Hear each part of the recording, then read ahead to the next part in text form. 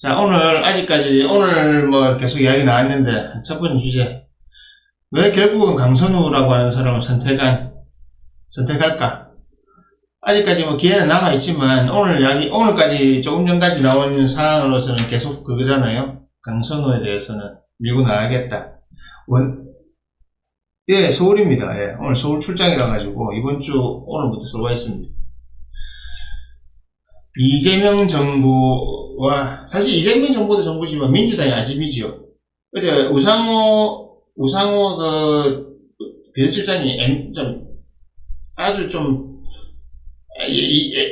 애매한 말을 했죠. 원내 지도부의 의중을 따른 것이다. 그러니까 민주당 지도부의 의중을 따른 것이다. 대통령은 다른 생각이 약간 있게 됐었는데, 이번에 이렇게 된 것은 전부 다 지도부가 이렇게 밀어붙였다 이 말이잖아요. 그죠?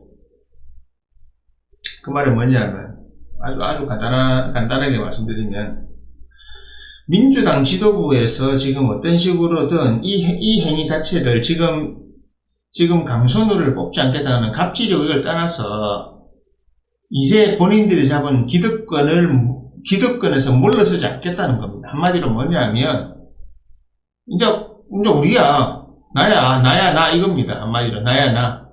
지금 여기서 물러난다면 이것을 야당의 공세라고 생각하는 거예요.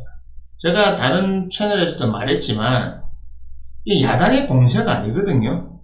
제가 이진숙하고 강선우 두 사람은 꼭 놓고 가야 된다고 했지 않습니까? 이진숙은 놓았어요. 그것도 체면 치레로 이제 이진숙의 그 사람을 체면을 생각해서 자진 사퇴가 아닌 본인은 의사가 있었는데 지명체례로 자진 사퇴냐 지명체례를 물어봤는데 원래는 자진 사퇴라는 것이 정권에 부담은 덜 되지만 자진 사퇴라기는 그 사람 이진숙의 자존심이 허락하지 않으니까 자진 사퇴 대신 저걸로 가는 거죠. 이제 지명체례로 갔습니다. 사실 이것도 마찬가지입니다. 자진 사퇴나 지명체례나 둘 중에 하나를 해야 되는데 끝까지 밀어붙일 심산이거든요. 그래서 바로 지지율 떨어졌잖아요. 지지율 떨어진 거면 바로 표가 나잖아요. 제가 늘 이야기했지 않습니까? 대한민국에서 용서받지 못하는 갑질, 학폭, 남자 같은 거 이제 군대 안 간 거. 병역 문제. 절대 못 벗어나거든요. 근데 이것을 갑질이 아니라고 자꾸 하는 거죠. 이것이 바로 아집과 독선이라고 합니다. 그러니까 권력을 가지게 되면 누구나가 이렇게 어리석어지는 겁니다. 그러니까 제가 이야기했지 않습니까? 이재명 정권이 바뀐 걸 기대하고 있던 사람, 민주당이 어떤 잘됨, 그리고 이재명이 잘 되기를 기대하고 있던 사람들이 기대하고 있는 사람이 있지만 아니다. 민주당 이재명 5년이 속 내려간다고 했죠. 이런 것들이 쌓여가는 겁니다. 첫 단초부터 깨이고 있잖아요. 첫 시작을 잘해야 되거든요. 그냥 첫 시작할 때 늘 말하는 협치라고 하잖아요. 우리가 말하는 협치를 하려고 하면 한 번쯤 뒤로 물러나줘야 됩니다. 카드 2개 좋다. 제가 카드 2개 좋다. 너가 말 들어줄게. 좋다. 알았다. 그렇게 했으면 앞으로 더 잡기 쉬워. 주도권 바로 가져갑니다. 이번에. 그런데 이게 집단 이기주의가 발생한 겁니다. 집단 이기주의. 뭐냐? 제일 큰 건 그거예요. 지금까지 현역 의원이 낙선한 지명됐는데 철회된 경우는 단 하나도 없다. 뭐냐면 여기서 집단 이기주의가 나오는 겁니다. 국회의원들이 가지고 있는 그 이기주의는 누구도 손댈 수 없다는 거예요. 우리가 큰 권력이라 이겁니다. 이게 제일 큰 거거든요. 그리고 강선우는 우리가 뽑은 인물이다. 민주당 내에서. 그래서 흠결이 있다 하더라도 그 흠결 자체가 그러니까 애매한 소리 하는 거예요. 보세요. 일반 회사와 의원과 보좌관의 관계는 좀 다르기 때문에 이걸 갑질을 해석할 수 없다. 그 민주당 원내 부대표가 말이에요. 너희 똑같구나. 그래서 여러분, 자, 민주당이 바뀌고 나면, 안녕하세요. 민주당이 바뀌고 나면 세상이 바뀔까요? 아니요. 제가 말했지요. 잘하면 잘하려고 하지만 이렇게 간다고요. 여기 있어요. 민주당이. 좋아요. 여기서 잘하려고 하는 거죠. 잘하려고 하지만 이렇게 가는 겁니다. 이렇게. 하지만 대형 사고를 치자하기 때문에 표 안 나게 이렇게 가는 겁니다. 이런 것이 그 흠결로 하나하나 시작되는 겁니다. 이렇게 하나하나 시작돼가지고 우리들이 여러분들이 감당하기 힘든 그런 고통 속으로 빠뜨려 가는 겁니다. 지금 대한민국의 문제가 얼마나 산적한데요. 사실은 여성가족부문가 지금 문제가 아니에요. 지금 대한민국은 다른데 먹고 사는 문제로 가야 되는데 그쪽으로 가야 되는데 제가 항상 말하는 진보 진영의 제일 단점이 이겁니다. 이 문제를 해결하는 것보다 자기들 헤게모니, 한마디로 도덕적인 완성도, 도덕적인 거라는 거죠. 우리나라 잘못된 이 일을 여성가족부의 일을 해결하기 위해서는 자기들이 원하는 정책을 밀어붙여야 된다는 겁니다. 그게 뭐냐면 성평등이나 기타 등 여러 가지를 하려고 하는 거예요. 그런 걸 하기 위해서 여성가족부를 하나의 타겟으로 잡아놓는 것이, 이것이 제가 민주당이 가지고 있는 최대 한계이자 최대 약점, 최대 문제점이라고 말하는 겁니다. 차별방지법부터 시작해가지고 이런 것들을 밀어붙이기 위해서는 이 여자가 필요한 거예요. 그러니까 이런 것들이 모여가지고 여러분들의 삶이 이렇게 내려가는 겁니다. 내년 진짜 김건희 절대 그냥 안 죽습니다. 김건희 절대 그냥 안 죽습니다. 그래서 내년에 재밌다고 하는 겁니다. 물론 내년에는 이재명이 힘이 좋기 때문에 여러 가지를 많이 하는데, 지금도 보세요. 이재명이 힘이 좋으니까 5월 들어와 있잖아요. 5월 들어오니까 힘이 좋으니까 5월 들어오니까 보세요. 밀어붙이잖아요. 이게 다 이런 겁니다. 본인은 모르지만 이렇게 해나가는 겁니다. 여러분들도 참 조심하셔야 돼요. 지금 제 앞에 앉은 제 친구도 오늘 저한테 재밌는 이야기 들었거든요. 이야기 해드릴까요? 이 친구가 제 학생 중에 한 명이었는데, 자, 제가 재작년에 그랬습니다. 이 친구가 이제 결혼을 했는데, 돌싱하고 이혼녀하고 결혼을 했어요. 그래가지고, 그 딸이 있는데, 제가 그랬거든요. 갑진년이나 되면 지금 그 딸을 안 데리고 살았어요. 왜냐하면, 이 친구가 결혼해가지고, 그랬거든요. 저는 절대 딸을 집에 들이지 않을 겁니다. 맹세코 절대 안 들입니다. 우리 앞에 끝까지 강조했어요. 작년까지. 맞죠? 맞습니다. 끝까지 절대 집에 안 들인다고 본인이 강조를 했어요. 오늘 아까 밥 먹다 뭐라 하는지 압니까? 사실 얼마 전에 딸 집에 데리고 왔으면 얘기하더라고. 그럼 내가 데리고 온다 했잖아. 제가 뭐라 했는지 압니까? 아니야, 너 딸 데리고 오게 돼 있어. 갑진년에 데리고 올 거야. 작년에 데려올 시도하더만 해사트만은 데려왔다 하잖아요. 말도 안 하고. 이 친구가 절대 말 안 해요. 말 안 하고 일 저지릅니다. 그리고 제가 그랬거든요. 너그 와이프 올해, 여름쯤 되면, 이런 직장에서 나가가지고 도심으로 나간다 했거든요. 역마사를 보고 도시로 진출해, 도심으로 진출하기 때문에 지금 있는 직장에서 좋은 데로 나가거든요. 역마사를 보고. 그러니까 그러네. 6월달에 그쪽으로 갔습니다. 다 맞잖아요. 근데 그 다음에 이야기한 게 있습니다. 너가 와이프 거기 가서 바람난다. 근데 그건 안 믿기지? 보세요. 사람들이 이렇다니까요. 자, 앞에 건 다 맞았어요. 너가 와이프 이러는데, 너가 와이프 거 나가면 바람난다? 바람 핀다? 바람 나서 나하고 갈라진다? 그건 안 믿기지, 그죠? 근데 지금까지 네 사주 보고 틀린 적 없죠? 다 맞았습니다. 다 맞았죠? 네. 그럼 앞에 것도 맞을 확률이 많을까? 틀릴 확률이 많을까? 맞을 확률이. 맞을 확률이 많으니까 맞지. 여러분, 이런 겁니다. 제가 그러니까 대통령이라는 한 사람이 이재명이라는 사람의 어떤 그 울로를 알기 때문에 대한민국이 어떻게 할 거라는 걸 제가 알 수 있는 거죠. 그게 중요한 겁니다. 그렇기 때문에, 그리고 주역에서는 대한민국이 이렇게 내려간다고 하는 거. 그래서, 내 생각보다 더 빨라지구나. 그게 또 어디서 느끼냐면, 요즘 대한민국이 지금 사실은 지금 경제적으로 끌고 나가야 되는 게, 지금 대한민국이 왜 경제가 위기냐면요. 사실은 이재명이 코스피를 살리려고 하는 이유는 딴 거 없습니다. 지금 대한민국은 부동산을 포기해야 돼요. 둘 중에 하나를 포기해야 돼요. 근데 부동산은 포기하는 방향으로 갑니다. 왜? 부동산에 들어가 있는 돈을 끄집어내 살리려고, 거기 있는, 부동산 연결된 사람을 살리려고 하면 너무 리스크가 커요. 그래서 이 사람이 생각한 게 뭐냐면, 부동산은 그냥 두자. 그 포기하는 것보다 다른 걸 띄워가지고 사람들이 그주에 관심을 갖게 하자. 코스피를 5천을 목표로 해가지고 계속 가는 겁니다. 그러면 코스피가 올라가니까 여러분 또 부동산에 망한 사람도 생기지만 코스피로 올라가는 사람이 생기기 때문에 그냥 또 다른 부동산 투기붐처럼 코스피 투기붐을 만드는 거예요.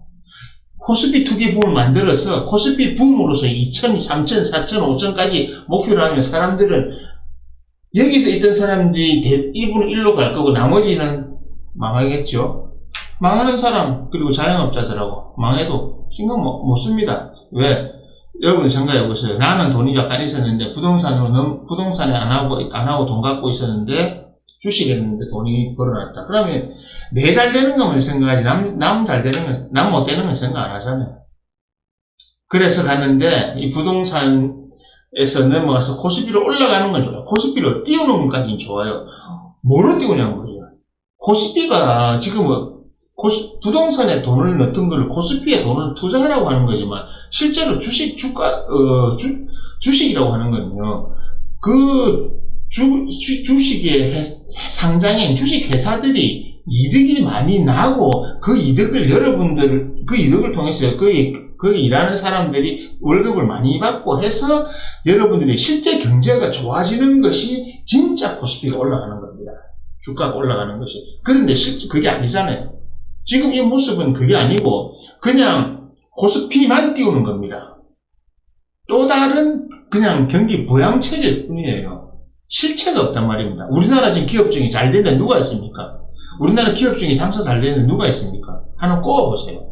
없는데 어떻게 코스피가 2천에서 3천, 4천, 5천까지 간단 말입니까? 그게 바로 버블입니다. 또 다른 버블.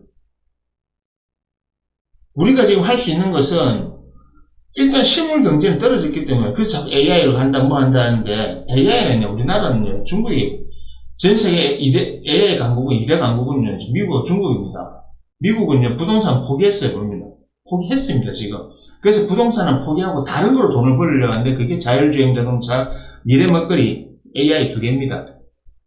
전 세계에서 그 AI 논문 제일 많이 낸 데가 미국이고 그 다음에 중국입니다. 둘이서 80% 가까이 냅니다. 전 세계 AI 논문을. 그리고 이번에 돈 투자한 거 보셨죠? 연봉도 얼마 주고 데리고 하는지, 지금 AI 얼마나 선점하고 있는지. 이런 것들을 가고 있는데 우리는 그거 따라갈 수 없어요. 근데 지금 주식 코스피 올린다니까 그거 좋아가지고 하고 있는, 거기서 넘어가가지고 아이고 문화 잘 될 것 같이 생각하고 있고, 그렇죠? 잘 될 것 같은데 실제로 떨어집니다. 왜? 없으니까, 실물이 없으니까, 실제적으로 있는 게 없으니까. 그러니까 정치 한번 보세요. 요 틈을 다시 밀어붙이겠다는 거죠. 정치하는 애들의 국회의원, 정당 정치 제일 단점이 바로 이겁니다. 저거만 보는 거예요. 국힘들 요겠죠? 저도 저거 이 집단 이거만 보잖아요. 지금, 나라를 위해서 우리가 뭘 해야 된다. 나라의 의견을 어떻게 모아야 된다. 이런 거 생각 안 하는 겁니다. 그냥 모아서 그냥 우리 가겠다는 겁니다. 그래서 강선우랑 이 사건으로 나온 게 권력을 가지면 어리석다는 겁니다. 이진숙은 왜요? 이진숙은 국회의원 출신이 아니잖아요. 그래서 그냥 쫓아내고 하면 되지만 강선우는 절대 못 넣겠다 하잖아요. 사실 지금 여론이 얼마나 안 좋습니까? 지금 극도로 안 좋거든요. 그러니까 지금 이 야당이 반발하고 있는 게 아니에요. 야당 반발보다 여당 내 한마디로 민주 세력이나 민주 진보연합 이런 데서 그런 데서 반발이 더 심해요. 이거는 사건 자체가 갑질이라고 하는 것은 진보진영에서 제일 조심해야 될 내용 중에 하나인데 그게 드러나 있잖아요. 지금 공개적으로 드러나 있지 않습니까? 했다고 다 인정된 건데 그거를 그냥 밀어붙이는 거예요. 오죽했으면 그 전직 여성부 장관까지 나와서 그러겠어요. 저 사람 나한테 갑질했다고, 예산 삭감했다고. 전직 여성부 장관이에요. 그것도 박근혜 때가 아니고 문재인 때 여성부 장관이라고요. 문재인 때 같은 그 안에. 그러니까 보세요. 이 친명계라고 하는 애들이 이렇게 또 뭉쳐서, 그러니까 친명계 제일 싫어하는 게 친문이죠. 친문. 저렇게 싸우는 거예요. 저렇게도 이러는 거예요. 그래서 여러분 잘 아세요. 권력이라고 하는 거 가지면요, 다 이렇게 됩니다. 그게 진짜 무서워요, 권력. 자기도 모르게 이렇게 빠져들거든요. 이렇게 빠져들기 때문에 그런 사람들한테 여러분들 혹여나 방심하고 방심하지 마세요. 방심하면 큰일 납니다, 여러분들. 여러분들 그 정치인들은 여러분들 절대 도와주지 않고 절대 여러분들이 편하게 지내도록 하지 않습니다. 그러니까 그들을 믿지 마세요. 그들을 믿고 있으면 여러분들 크게 당합니다. 이런 것처럼 맞지 않은 흐름에 맞지 않은 일을 하고 맞지 않은 상황이 발생하면요, 어쩔 수 없습니다. 절대 다 당하게 됩니다. 어떻게 헤쳐나갈 방법이 없거든요. 그래서 여러분들도 이런 걸 잘 아시고, 지금 대한민국이 오늘 이번에 강성훈 사건이 보여주는 게, 앞으로 미래에 향후 5년간에 보여줄 모습이라고 느끼시면 됩니다. 딱 그 모습입니다. 향후 5년간 민주당이 보여줄 모습이 딱 이거라고. 자기 정권을 그대로 밀어붙이겠다고. 그러니까 국힘하고 별 다른 게 없어요. 그냥 다른 정책을 펴는 것처럼 보일 뿐 그들의 본질은 똑같다는 겁니다. 그 본질이 똑같기 때문에 그런 걸 항상 명심하고 계셔야 돼요. 정말 조심하셔야 됩니다. 여러분들이 일단 경제가 살아나지 않아요. 그게 제일 문제예요. 대한민국의 경제가 살아나면 AI 한다 이러는데 AI는 우리는 이미 안 됩니다. AI는 이미 늦었어요. AI를 하기에는, 그러니까 일부 우리나라에는 국내 학자들이 AI 가능성이 있다는데 지금 AI는 가능성 갖고 되는 게 아닙니다. 지금 제가 얘기했잖아요. 메타 저커버가 있는데 연봉 100억, 200억씩 주면서 이적료를 2천억, 3천억까지 주는 사람이 있어요. 2천억, 이적료 2천억이 무슨 뭐예요. 오탄이 잊어가는 것은 그렇잖아요. 프로 스포츠가 돼버렸어요. 자, 그럼 몇 조를 투자해가지고 처리하면 그 돈을 어떻게 뽑아낼 겁니다. 여러분이 뽑아낼 겁니다. 전 세계 사람들에게 소주머니에서 뽑아낼 거예요. 단언하지만 이건 어쩔 수 없습니다. 현실입니다. 대한민국은 이제 미래 먹거리가 없습니다. 미래 먹거리가 없기 때문에 제가 이야기하는 겁니다. 그리고 조금 더 계속 다루겠지만 앞으로도 지금 AI가 발달하면서 AI의 가장 핵심적인 AI 개발자 했던 이야기 해드릴게요. 인간이 하는 모든 일은 AI로 대체한다. 언제쯤? 암울하지만 10년이라고 이야기하고 있습니다. 빠르면 5년이요. 거의 20년 걸릴 것 같나요? 10년, 5년, 10년, 20년도 걸릴 것 같지만 10년으로 다 하고 있습니다. 그것이 제가 주역에서 말하는 2035년이 되면 여러분들은 무엇을 상상하든 그 이상을 보게 될 것이고, 지금 여러분들은 긴가민가 하시죠? 예. 긴가민가 하다가 갑을사, 병호, 정미, 무신 딱 내려갈 때쯤 되면 제가 여러분들은 실직자 내지는 다 이렇게 가 있을 겁니다. 그럴 수밖에 없어요.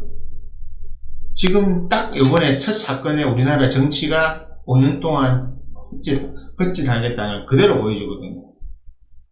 그나마 강선우를 잘라내면 되는데 안 할 겁니다. 강선우를 잘라낸다면 여러분들이 받을 데미지가 한 100에서 한 60으로 줄어드는 거지만 안 잘라내면요 여러분들 데미지 100 그대로 다 받습니다. 지금 눈에 쏙건합니다. 장담하잖아요. 제 방송 보는 사람 중에 절반 이상은 5년 정도, 5년 있으면 다 여러분들이 상상 못할 직업이나 상상 못할 위치에 가 있다고. 어쩔 수 없습니다. 그래서 이게 참 안타깝습니다. 여러분들 먹고 사는 문제 여러분들과 어떻게 해결하실까 안타까운데 정말 방법이 없네요. 그래서 정말 무섭다고 생각하는 겁니다. 세상 돌아가는 게 권력을 가지고 다 저래 되구나. 그냥 각자 도생이잖아요. 각자 도생. 항상 말하면 각자 도생하면서 그냥 모임을 형성해가지고 그나마 잘 살아나가는 거 외에는 방법이 없는 것 같습니다. 그거는 우리가 감안해야 될 것 같습니다. 그래서 역시 권력을 가지면 어리석고 힘만 남는다. 예시를 보여줍니다.